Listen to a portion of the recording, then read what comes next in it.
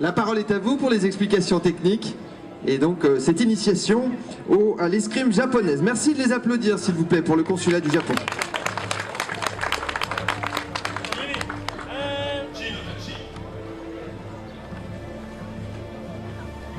Bien, bonjour, nous allons donc vous démontrer des techniques anciennes d'escrime japonaise, des écoles anciennes Koryu Bujutsu, qui étaient pratiquées il y a encore 150 ans au Japon.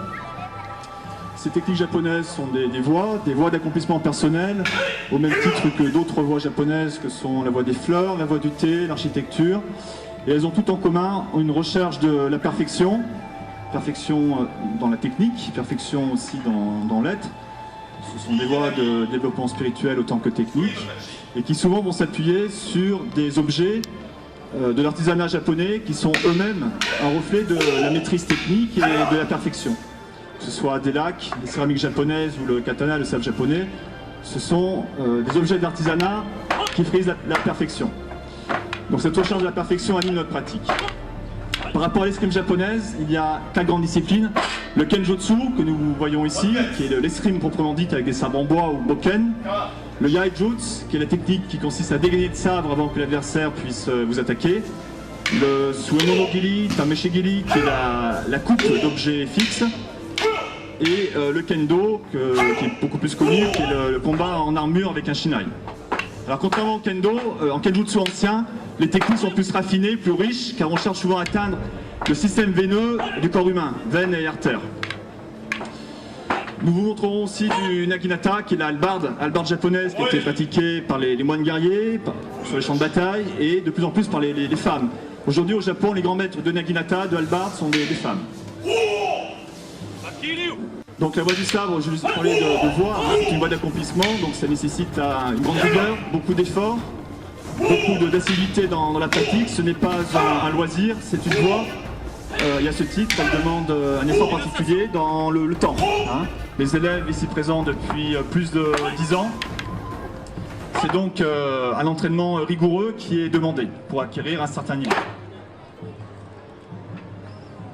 L'entraînement est assez dangereux. Le boken était souvent utilisé dans les duels. Il remplaçait le katana. Et un coup de boken peut sérieusement vous blesser et vous briser un os. Alors, donc on va vous démontrer maintenant donc, du yaijutsu. Simultanément du yaijutsu, l'art de dégainer le sabre. Donc je rappelle que ce sont des sabres qui tranchent comme des lames de rasoir.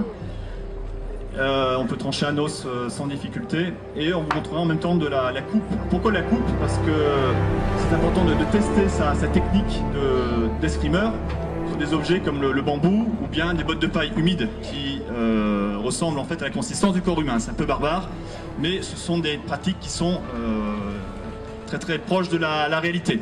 Alors, classiquement, dans un kata de yaijutsu, vous avez nuki-uchi, dégainer et trancher, seme, menacer l'adversaire, on tranche la gorge, les poignets, le visage. Kiri, couper, chiburi, action d'ôter le plus gros du centre de la lame avant de prendre une feuille de papier, et nototsuke, le remettre au fourreau. Et vous constatez qu'on le remet au fourreau sans regarder ses doigts, et bien sûr sans se couper les doigts, et sans couper l'intérieur du fourreau, et c'est là toute la difficulté de cette discipline. Ça paraît facile, c'est extrêmement difficile et dangereux. Habituellement, les personnes pratiquent avec des sabres non tranchants. Dans notre école, on insiste justement sur ce sens de la rigueur, sur la nécessité d'avoir des lames extrêmement tranchantes pour être vraiment le plus proche possible de la réalité, de l'escrime japonaise. Donc vous voyez qu'une lame japonaise, un katana, ça tranche comme une lame de rasoir, et la coupe est à la netteté d'une coupe chirurgicale. Donc le but, c'est pas de trancher, en fin de compte, c'est d'avoir une rigueur technique dans la coupe. Bien, donc vous avez vu que l'art de la coupe, c'est pas un exercice qui se travaille à l'avance. On réussit ou on peut même rater parfois des coupes. C'est un moment de vérité, c'est un test. On parle de tameshigiri, tester la capacité de coupe. Alors, maintenant on va montrer quelque chose qui est un petit peu dangereux, en ce sens que les techniques d'escrime, vous avez au boken, on va les faire avec des lames tranchantes, donc au shinken. C'est dangereux, mais c'est un danger qui est mesuré. Voilà, merci beaucoup de remercier Pierre Salvetti qui emmène ses élèves ici pour vous